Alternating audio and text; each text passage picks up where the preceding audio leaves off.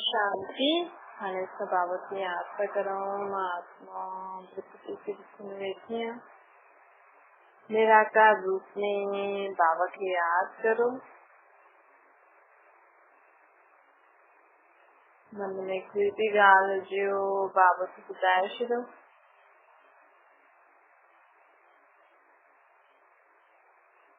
ओम शांति। अज मिठा श्री बाबा द्वारा सुनता मीठे मीठे बार बाबा सुनता कि हाणे बाबा सुनता कि हाणे माण्हू गणेश खे पूजन था। बाबा ॿुधाइनि पिया न कि असां ॾिसो भई गणेश जो अहिड़ो मुंहुं छो आहे, अहिड़ो पेट अहिड़ा उनखे अस्त्र शस्त्र छो ॾिननि अथनि। त पाण बाबा ॿुधाए कि भई कमल जो फूल छो ॾिनो आहे गणेश खे। छोकी गणेश जी आत्मा कलयुगी दुनिया में रहंदे हुए भी विकार बुराइनि खां मुक्त रहंदी। हाणे हुनजे हथ में जो कुल्हाड़ी ॾिनी अथनि, नंढी सी कुल्हाड़ी ॾिनी अथनि। हुनजो अर्थ आहे कि गणेश जी आत्मा हिन कलयुगी दुनिया में रहंदे हुए मनुष्यनि सां गॾु हिन दुखमय संसार में रहंदे हुए सभु संबंध निभाईंदे हुए न वो कॾहिं बंधन में न फंसी। गणेश जी आत्मा हिन समय माण्हू बंधननि में फसियल आहे न। तो सुबह खां वठी करे राति ताईं माण्हुनि जी इच्छा नथी थिए कर्म करण जी, ॿारनि जी इच्छा नथी थिए पढ़ण जी, लेकिन बंधन वश माण्हू कमु करे। ॿारनि खे पढ़ाई जो बंधन आहे, माउ पीउ खे ॿारनि जो बंधन आहे। माउ पीउ खां बि भले सुबुह जो उथण न पुजे, लेकिन ॿारनि जे कारण उथणो थो पए। स्वतंत्र जीवन आहे हिन समय माण्हू। दुनिया जे लोक लाज जो बंधन, ॿियो स्त्री पुरुष, भई इन शरीर जो बि बंधन। भई स्त्री जो चोलो आहे त हुननि खे इहे सभु करणो पए। थोरी कुमारी आहे, नंढी आहे त ठीकु आहे, थोरी वॾी थींदी त बंधन शुरू थी वेंदा। वरी शादी खां पोइ वरी ॿिया बंधन, वरी ॿार पैदा करे ॿिया बंधन। बाबा चए थो, बाबा चवनि था ॾिसो, लेकिन गणेश जी आत्मा जेको गणेश जो चित्र असां रखूं था न, हिन जो अगरि असां हुनजे चित्र जो अर्थ सम्झी करे अगरि उहो गुण पाण जीवन में धारण करूं त असां पंहिंजे जीवन में विघ्न विनाशक ठही सघंदा आहियूं। माण्हुनि खे विघ्न छो था अचनि, परेशानी छो थी अचनि, छोकी उहा विकार, वो खुद ही विकार बुराइनि जे वश थी करे कर्म करे थो त परेशानियूं अचनि। त अगरि असां ॾिसूं भई गणेश खे माण्हू सोचंदो आहे भई ये विघ्ननि खे विनाश करण वारो आहे, ये बुद्धिवान आहे, लेकिन हुन में त कोई त गुण हूंदा, कोई त पंहिंजे खे मर्यादाउनि जे अंदरि रखियो हूंदई न। थोरी कंहिंखे कंहिंजो जीवन विघ्न खां मुक्त थी वेंदो आहे। जबकि गणेश जी आत्मा भी कलयुग अंत में हुई त हुन परमात्मा भी यादि कई। परमात्मा हुनखे चई भई तूं घर गृहस्थी में रहंदे विकार बुराइनि खां मुक्त रहो। तो घर गृहस्थी में रहंदे हुए मोह जे बंधन में न फंस। मनुष्य आत्मा आई आहे, सम्झो तव्हां मोह खां मुक्त थियण जो ॾाढो सहज उपाय आहे। सिर्फ़ु मुंहिंजे खे सम्झो कर। अॼु तव्हांजे घर जो ॿार आयो आहे, हुनजी आत्मा पहिरियों ॿिए घर में हुई, हाणे तव्हांजे घर में आई आहे, तव्हां हुनखे शरीर ॾिनो। त अगरि हिकु तव्हांखे खुद खे माउ पीउ न सम्झी करे हिकु आत्मा सम्झो त तव्हांजी आत्मा जे नाते हुन आत्मा खे तव्हां शरीर ॾिनो आहे त असांखे हुनजे सुठे स्वभाव संस्कार धारण करे जीवन जीअण सिखाइणो आहे। बसि हुनखे ये करे मोह वश पकड़े वियो, ये थोड़ी मुंहिंजो ॿार आहे त मां जो चवां उहो ई करे, मुंहिंजे हिसाब सां ई हले, मुंहिंजे चए ते ई हले। मां चवां कि तू डॉक्टरी जो पढ़, तो वो डॉक्टरी जो पढ़े हुनमें एतिरो दिमाग़ ही न आहे। त इहे दुख कंहिंजे कारण थिए थो? ॿार तव्हां इच्छा था करो, तव्हां इच्छा था करो कि ये मुंहिंजो ॿार ये डॉक्टरी पढ़े ऐं न पढ़े, न अॻियां वधे त तव्हांखे दुख थींदो। त दुख जो कारण छा थियो? तव्हांजी इच्छा। वो बि तव्हां सोचियो भई मुंहिंजी धीउ आहे, मुंहिंजो पुटु आहे, त ईअं करे हिन में ग़लति त तव्हां ई कयो न। पोइ हिन में भॻवान छा करे? पोइ हिन में तव्हां अलॻि अलॻि देवी देवताउनि सां माण्हू प्रार्थना थो करे। हाणे हुन आत्मा में एतिरी सम्झ ई न, हुनमें ॿी आत्मा में एतिरी सुठी सम्झ ॿी कंहिं ॻाल्हि में आहे। तव्हां हुन ॻाल्हि खे यूज़ करो त तव्हांजी धीउ या पुटु अॻियां हलंदो ई। तव्हांजे जीवन में हर दुख परेशानी, हर विघ्ननि जो कारण तव्हां ही आहे। अगर तव्हां खुदि पंहिंजे जीवन खे विकार बुराइनि खां मुक्त करे कमल पुष्प समान जीवन जियो, अगर तव्हां खुदि मोह जे बंधननि में न फसो, भई संबंध निभायो न। ॾिसो हर हिक खे कोई न कोई कमु करणो हूंदो आहे। तव्हां इहे छो था सोचो कि मूंखे सभु करणो पवंदो आहे, मूंखे ॿारनि जे लाइ सभु कुझु करणो आहे, मूंखे घर जे लाइ सभु कुझु करणो आहे? न, इहे त मुंहिंजो पार्ट आहे।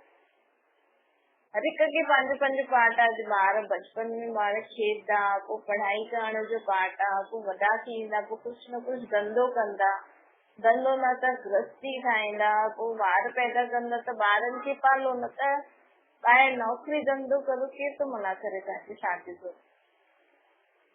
न, शादियूं न करो, कोई मना थोड़ी थो करे। तव्हांखे पंहिंजो जीवन जीअं जीअं माण्हू स्वतंत्र आहे। अॼुकल्ह त स्वतंत्र ई आहिनि। तव्हां गृहस्थी ठाती अथव, ॿार पैदा करे त इहे तव्हांजी जॉब आहे न। हाणे घर गृहस्थी हलाइण त बाबा चवनि था मनुष्य इहे गणेश जी आत्मा परमात्मा खे यादि करे पंहिंजे पाण खे हिन घर गृहस्थी में रहंदी हुई। गणेश जी आत्मा जी बि गृहस्थी हुई, वो घर गृहस्थी में रहंदी हुई। मोह जे माया सां, मोह माया जे बंधननि सां मुक्त। माया धन संपत्ति न आहे, माया विकार आहे।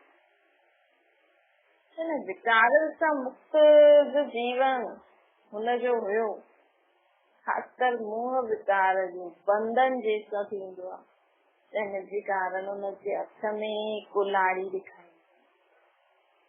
हुनजो जेको वरदानी हथ आहे न, हुनजे वरदानी हथ जो अर्थ आहे कि गणेश जी आत्मा हिन दुनिया में रहंदी हुई, सभिनि खे जे लाइ न सुठो सोचदी हुई। अॼु असांजो सुठो सोचण ई ॿियनि जे लाइ वरदान। अॼु तव्हां अगरि ख़ुदा सुठो सोचो न, घर गृहस्थी में रहंदे हिक ॿिए जे लाइ शुभकामना करो, सभिनि जे लाइ सुठो सोचो। आशीर्वाद सिर्फ़ वॾा ई न ॾेई सघंदा आहिनि। हर आत्मा ख़ुदि खे ऐं हिक ॿिए जे लाइ सुठो सोचे करे ख़ुदि खे ऐं ॿियनि खे आशीर्वाद ॾेई सघंदी आहे। त बाबा चवनि था कीअं, ऐं पोइ हुननि जे हथ में जो रस्सी आहे, रस्सी जो अर्थ आहे कि हुननि न पंहिंजे पाण खे नियम मर्यादा, ईश्वर जे नियम मर्यादाउनि में बंदी करे। अॼु कंहिंजे जीवन में मर्यादा आहे? कपिड़ा पाइण जी मर्यादा आहे? अॼु जेंट्स ॾिसो भले घर में कपिड़ा न पाए, लेकिन ॿाहिरि वञे तो पूरा कपिड़ा तो पाए वञे, पूरा कपिड़ा तो पाए वञे। ऐं लेडीज ॾिसो कीअं कपिड़ा थी पाए वञे ॿाहिरि। त बाबा चए थो ॾिसो अॼुकल्ह कहिड़े चीज जी मर्यादा आहे? न कपिड़ा पाइण जी, न ॻाल्हाइण जी। अॼु माण्हू ॿारनि सां कीअं थो ॻाल्हाए, इहा मर्यादा आहे? तव्हां जीअं ॿारनि खे डांटदा आहियो, मारदा आहियो, माण्हू सम्झनि बि था भई हू ॿार आहे, हुनखे छा सम्झ। जॾहिं वॾा खे वॾनि खे एॾो सम्झाए अञा ताईं सिखनि था, त तव्हां सोचो कि तव्हां हिकु ॿार खे जॾहिं पालंदा आहियो त हुनखे सोचो त असां हिकु बार सम्झायूं त सम्झी वञे। ऐं तव्हांखे कोई चए तव्हांजी ससु त माण्हू गुस्सो था करे, मूंखे सॼो ॾींहुं ईअं थी चए। त तव्हां ॿारनि खे बि चओ था हर हिक खे हिक ॿिए सां ॻाल्हाइण जी मर्यादा आहे। माण्हू हिक ॿिए सां मिलनि था त हथ पेरनि सां ॻाल्हाइनि था, इहे असांजो मिलण जो तरीक़ो आहे। त बाबा ॾिसो, न उथण जी, न वेहण जी, न सुम्हण जी, न खाइण पीअण जी कोई मर्यादा न आहे। कोई माण्हुनि जे जीवन में कोई नियम ई न रहियो आहे। त गणेश जी आत्मा घर गृहस्थी में रहंदे हुए खुद खे है न हिन कली जी दुनिया जे अंत में भी रहंदे हुए खुद के सदा ईश्वरीय मर्यादा में रखे। तो इन जे गृहस्थी जो अर्थ है कि असांखे खुद के अगर जेतिरो तव्हां नियम ऐं मर्यादाउनि में खुद खे बंधी रखंदव न ओतिरो तव्हांजे लाइ फ़ाइदो। पर माण्हू चवनि था अॼुकल्ह इहे फैशन आहे, माण्हू चवनि था अॼुकल्ह इहे फैशन आहे, ईअं हलंदो आहे, ईअं ई कंदा आहियूं। कोई कंहिंखे सम्झाए न भई वॾा चलो जो बि चवनि था उन्हनि खे सम्झ लाइ, लेकिन उन चीज में काथे न काथे कंहिंजो फ़ाइदो हूंदो आहे। कॾहिं कॾहिं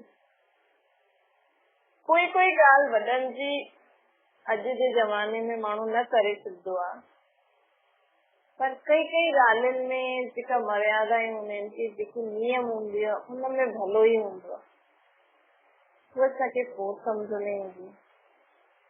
त बाबा चवनि था सदा खुद की ईश्वरीय नियम ऐं मर्यादाउनि वारो जीवन हुनजो हुयो, वरी हुनजे हथ में रस्सी ॾेखारींदी। मतलब ये जेको गणेश जो पिक्चर ये ठातो था न, ये हुनजी आत्मिक स्थिति खे वर्णन, ये हुनजी आत्मा जो चित्र आहे। हुनजो शरीर त अहिड़ो ई हुयो मनुष्यनि जहिड़ो, लेकिन हुनजी आत्मा में जो गुण हुया, जो विशेषता हुयूं, माण्हू त झटि चवनि था गणेश विघ्न विनाशक आहे, हीअं आहे हूअं आहे, लेकिन हुनजी आत्मा बि त कुझु त जीवन में पुरुषार्थ कयो हुन, कुझु त जीवन में खुद खे परिवर्तन कयो हुन। त उहे ई इहे सभु कई, हुन विकार बुराइनि खे छॾियईं, कीचड़ जहिड़ी दुनिया में रहंदे हुए कमल पुष्प समान रहियो। हुन मुंहिंजो न सम्झी करे सभु कुझु परमात्मा जो सम्झी करे पंहिंजे बंधननि सां मुक्त रहियो। हीअं त न कि हुन गृहस्थी न हलाई, हुन घर गृहस्थी में रहंदे हुए उहा सभु कुझु कंदे हुए, सभिनि सां संबंध निभाईंदे हुए उहा सभिनि सां बंधननि सां मुक्त रहियो। कीअं? सभु मुंहिंजे के तुंहिंजो पे, सभिनि जे लाइ शुभभावना शुभकामना करे हिक ॿिए खे आशीर्वाद ॾिने। हुन खुद खे घर गृहस्थी में रहंदे हुए नियम मर्यादाउनि जे अंदरि रहे कि भई जेको नियम मर्यादाऊं आहिनि ॻाल्हाइण जो, सोचण जो, कर्म करण जो, हुन ई नियम मर्यादाउनि में हलो न, त तव्हांजे जीवन में दुख शांति अची न सघंदो, तव्हांजो शरीर बि न बिगड़ी सघंदो। ॿियो बाबा चवंदा कि जेको हुनजे हथ में मोदक ॾेखारींदी मिठाई, उहा आनंद जो प्रतीक आहे। मतलब कि मोदक में जो गुण ऐं नारियल हूंदो न, वो व्यक्ति जे मधुरता स्नेह एवं एकता जो प्रतीक आहे। जीवन में मधुरता स्नेह और एकता, मोदक खे पूरो बंदी करे भई गुण ऐं नारियल खे मिक्स करे मोदक ठाहींदा आहिनि न, एकता जी निशानी। मतलब सभिनि सां स्नेह बि रखे, मधुरता बि हुयो, मधुरता जो गुण बि। त घर गृहस्थी में रहंदे हुए हिक ॿिए सां स्नेह रखो, हिकु सुठी रीति ॻाल्हायो, आत्मिक स्नेह हुजणो खपे। भाव इहे नथो चए तो सभिनि सां ॻाल्हायो वई, सभिनि सां मतलब अंदर आत्मिक स्नेह मतलब तव्हांजी अगरि कंहिंसां ठहे बि न, तव्हांखे अगरि कुझु ठीकु नथो बि लॻे कंहिंसां तव्हांखे ॻाल्हाए, त कम से कम हुनजे लाइ मन में बुरो न सोचो, मन में सोचो चलो जो बि आहे उहा आत्मा सुठी आहे, ॾाढी सुठी आहे, चलो मूंसां हुनजो कोई कहिड़ो हिसाब किताब जो आहे, लेकिन आहे ॾाढी सुठी, बसि मन में ईअं रखो ताकी असांखे न हुननि जे लाइ उहो व्यर्थ वीचार न थिए। हिन रीति न असांखे इहा हथ में मोदक जो प्रतीक इहो आहे, स्नेह मधुरता एवं एकता पूर्वक जीवन जीअ। बाबा चवंदा कि हिन रीति हाणे हुनजो जेको वॾो पेट आहे, वॾे पेट जो मतिलबु आहे कि हुन हिन दुनिया में रहंदे हुए सभु कुझु बि जेको गणेश जो जेको अहिड़ो चित्र आहे उहो त हुनजी जो विशेषता आहे उहो त हिन कलयुगी दुनिया में ई खपनि न, अहिड़ी विशेषता आहे न। त वॾो पेट मतिलब कि हुन न जीवन में हिन कलयुगी दुनिया में रहंदी हुई सभिनि जी सुठी और बुरी ॻाल्हियुनि खे न पचनि। अॼु माण्हू चइण में चए थो असां सहन था करो, लेकिन अगरि तव्हां इहे चओ था ऐं तव्हां चओ था मां त सहन करे हलां थी, लेकिन तव्हां सभिनि जे अॻियां पंहिंजो दुखड़ो था ॻायो, जीवन में ख़ुशि न आहियो, तव्हां ॾाढा दुखी आहियो, रोज़ जीअं तव्हां सहन करे हिकु ज़हर जो प्यालो पियो था, त इहे तव्हांजो सहन करण न थियो, तव्हांजो जमा न थींदो। भॻवान न मञंदो कि तव्हां सहन कयो, छो जो सहन करण सां गॾु गॾु समाइण बि अचिणो खपे। माण्हू चइण में त ॾाढो जल्दी थो चए मां ॾिस केॾो सहन करे हलां थी, मूंखां पुछो थी मां केॾी दुखी आहियां। अरे तव्हां अगरि सहन था करो, दुख पियो था, त परमात्मा जी यादि में रही करे सहन करो न। होॾे था चओ था सहन बि था करो, होॾे तव्हां 10 ॼणनि खे ढिंढोरो बि था पीटो, ही त सहन थोड़ी कयो। सहन करण मतलब सहन करण सां गॾु समाइण बि अचिणो खपे। मतलब कोई तव्हांखे ॾाढो ई टॉर्चर करे, ॾाढो ई उल्टो सुल्टो तव्हां सां गॾु करे, तव्हांजे जीवन में ॾाढो ई तव्हांखे उल्टो सुल्टो चए, तव्हांजे जीवन में विघ्न विझे, परेशान करे, रोज न रोज कोई नई मुसीबत लाए, त बि तव्हां परमात्मा खे सभु ॻाल्हियूं ॿुधाए करे हुनजी यादि में रही करे ऐं हुन जेकी आत्मा तव्हांजे जीवन में विघ्न विझे थी न, हुनजे लाइ बि तव्हां शुभ भावना शुभकामना करो। जॾहिं असांजी अहिड़ी स्थिति थी वेंदी न, तॾहिं सम्झो तव्हां सहन कयो। जेको माण्हू सहन कंदो आहे न, हुनजे अंदर शक्ति वधंदी आहे।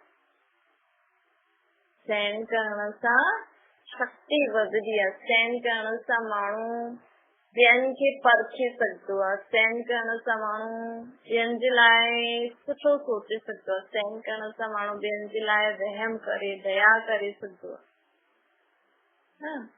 इहो थींदो आहे सहन करण। मतलब सहन करण अर्थात कोई तव्हांजी ग्लानी करे करे करे, लेकिन तव्हां हुनजी ॻाल्हियूं ॿुधी करे खुदि खे अहिड़ो न सम्झो। तव्हां हुनजी ॻाल्हियूं ॿुधो ऐं तव्हांखे हुनजे मथां तरस अचे कि वीचारे जो जीवन कहिड़ो आहे, सॼो ॾींहुं मुंहिंजे बारे में ई थो सोचे। जीवन ख़राब आहे न हुनजो। जंहिंजो जेको तव्हांजे जीवन में विघ्न विझे थो, तव्हांखे हुनजे लाइ ॾाढी दया अचणी खपे कि ॾिस वीचारो सॼो ॾींहुं तव्हांजे जीवन में विघ्न विझण लाइ हुनखे निंड में बि प्लान करणो पवंदो। अहिड़ी आत्मा जो जीवन हुनजे मथां त तरस अचणो खपे न, हुनजे मथां त दया अचणी खपे, हुननि जे लाइ त शुभभावना शुभकामना करणी खपे कि वीचारा हिन मूंखे परेशान करण वारे पाठ खां मुक्त थी वञे। इहो थींदो आहे सहन करण। त बाबा चए थो गणेश जी आत्मा जो वॾो पेट मतलब कि हुनजी आत्मा में विशेषता हुई कि सभिनि जी बुराइयूं हुनजे जीवन में जो बि कुझु हुन सां बुरो कंदो हुयो या सुठो कंदो हुयो, सभु परमात्मा खे ॾेई करे न खुदि सदा सभिनि जे लाइ सुठो ई कंदो हुयो। मतलब कोई हुनजे लाइ सुठो कंदो हुयो त बि सुठो, ईअं न कि कोई हुनजे लाइ सुठो करे त उहो हुनजी साइड थी वञे ऐं जेको हुनजो बुरो थो करे हुनखे दुश्मन ठाहे छॾे। न, वो जेको सुठो कंदो आहे हुनजे लाइ बि सुठो सोचो आहे, जेको हुनजो बुरो कंदो हुयो न वो हुनजे लाइ बि सुठो सोचो आहे, हुनजी ॻाल्हियुनि खे पचाए छॾंदो हुयो, मतलब बुरे खे सुठे में परिवर्तन करे छॾियो। त वॾो पेट मतलब सभु कुझु पचाइण। अॼु माण्हू सां गॾु कोई सुठो थो थिए कुझु त ॾाढो ई ख़ुशि था थिए, कुछ बुरो तो थे तो ॾाढो ई दुखी था थी वञो। अहिड़ी स्थिति न हुई गणेश जी आत्मा, सुठे में बि हुनजी स्थिति उही हुई ऐं जॾहिं कुझु बुरो थींदो हुयो त बि हुनजी स्थिति ओड़ी हुई, मतलब हिकु स्थिति वारो हुयो। बाबा चवनि था कि हीअं असांखे हिकु स्थिति वारो ठाहिणो। जेको गणेश जो वाहन चूहो ॾेखारींदा आहिनि न, चूहे जो स्वभाव अहिड़ो आहे कि जो अंधेरे में कहिड़ी बि वस्तु खे कुतरे कुतरे करे उनखे खोखलो ठाहे ॾींदो है न। तो उन ही तरह हिन समय मनुष्य आत्मा खे काम, क्रोध, लोभ, मोह, अहंकार आदि विकार, आलस्य, अलबेलोपन भी ॾाढो वॾो विकार आहे। जंहिंजे जीवन में आलस्य अलबेलोपन आहे न, इहे भी विकार आहे। त हिननि विकारनि जे कारण हिन समय मनुष्य आत्माउनि जो जीवन अज्ञान अंधेरे में एकदम खोखलो थी वियो आहे न। त हिन करे चूहो ये 5 विकारनि जो प्रतीक आहे। चूहो छा आहे? 5 विकारनि जो प्रतीक। वर्तमान समय अनेक सुख जा साधन, भौतिक साधन से संपन्न होंदे हुए भी हर मनुष्य विकारन के अधीन है, जैसा वो अंदर सा समाप्त थींदा था वञे। अर्थात उन्हनि जो जेको चरित्र आहे, आत्मा मनुष्य जो जेको सुठो चरित्र आयो हुयो, शक्ति हुई, अॼु हर हिकु चए थो न असां में सहन शक्ति न आहे, हाणे बसि असां हाणे सहन नथा करे सघूं। त चूहे ते विहारण जो मतलब अर्थात गणेश जी आत्मा हिन कलयुगी दुनिया में रहंदे हुए परमात्मा जी याद में रही करे हिन माया अर्थात विकारन रूपी चूहनि के अधीन कयो। भई कंहिंखे पंहिंजी सवारी कॾहिं ठाहिणी जॾहिं असां हुन ते जीत पाए सघंदा आहियूं। हाणे चूहे में कहिड़ी ॻाल्हि आहे?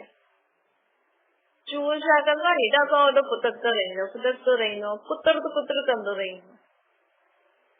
त चूहे जी सवारी अर्थात अहिड़ा माण्हू, अहिड़ी ॻाल्हियूं जो तव्हांजे जीवन में कुतर करे तव्हांखे तव्हांजे जीवन खे नष्ट थी करनि, अहिड़ा विकार जो तव्हांजे जीवन में तव्हांखे नष्ट था करनि, चैन सां वेहण ई नथा ॾियनि।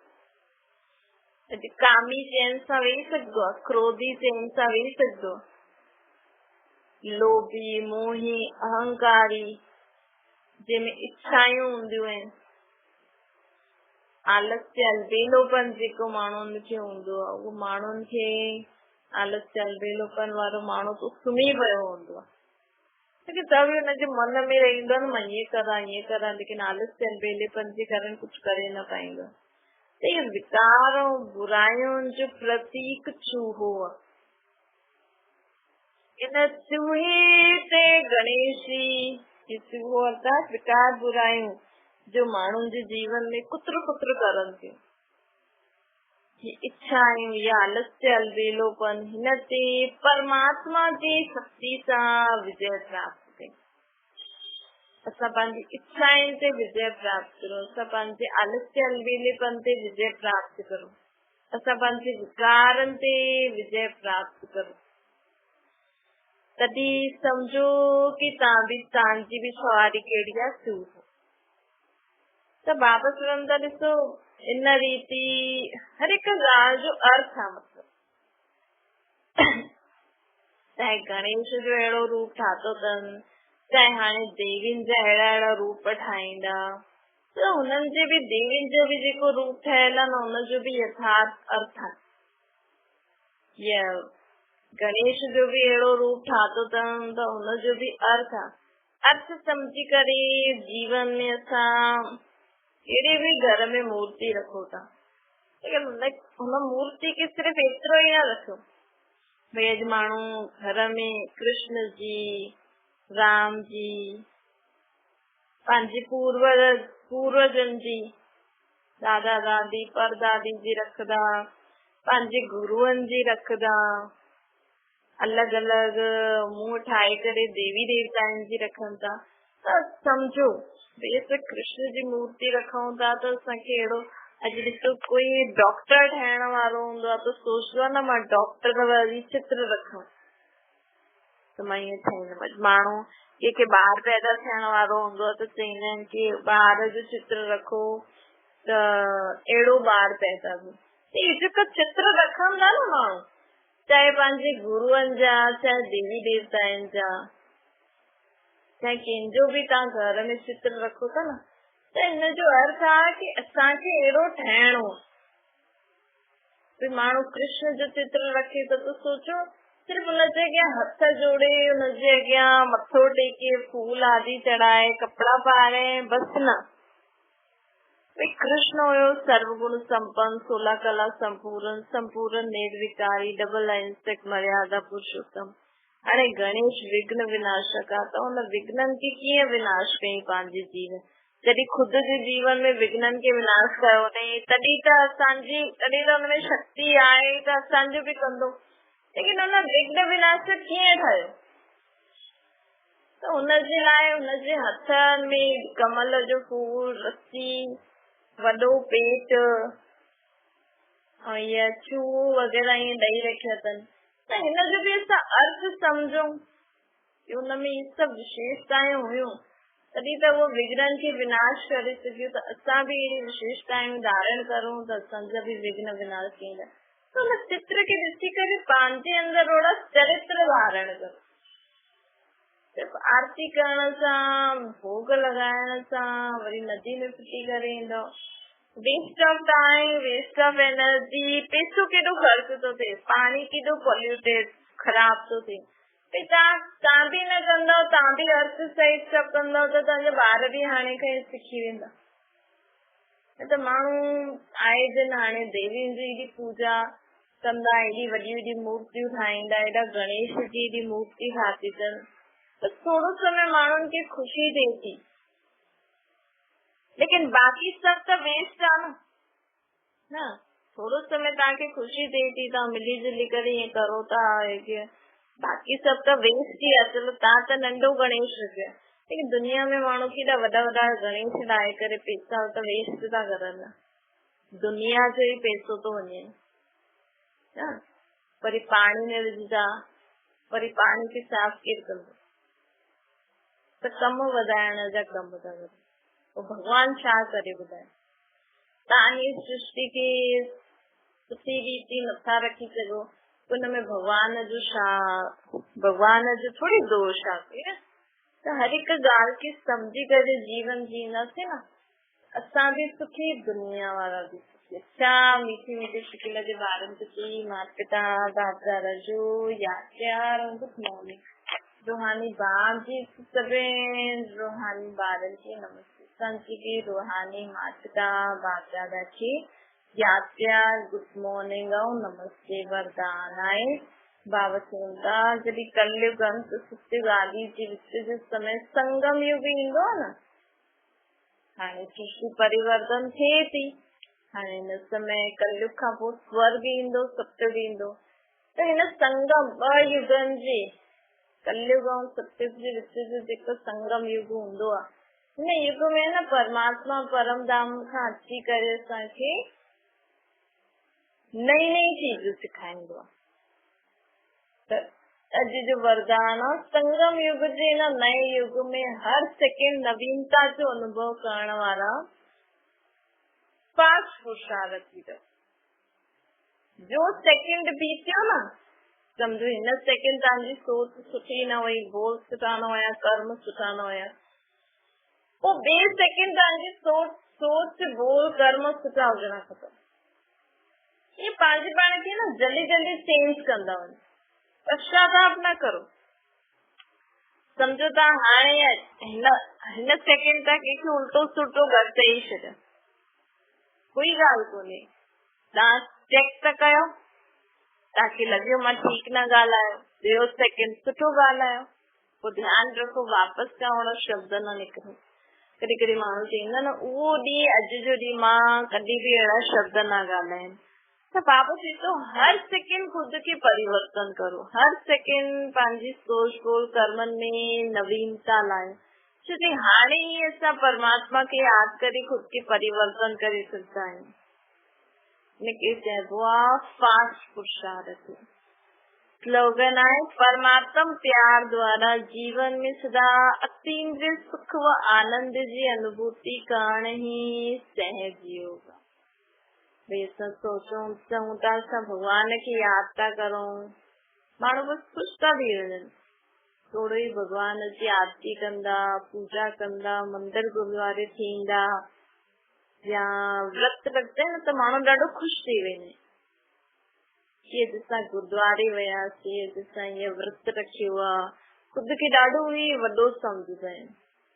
अॼु सुबुह जो अमृत वेलो कयो, पाठ कयो, लेकिन उहा जीअं सम्झो कोई माण्हू पाठ करे उथे थो न, भक्ति करे उथे थो त हुनखे लॻे थो वाह मां भक्ति कई, आरती कई, पोइ घर गृहस्थी में अचे थो न त खुद खे वॾो थो सदाए, ॿियनि खे उल्टो सुल्टो चईंदो, डांटंदो, ईअं कंदो कि अहंकार।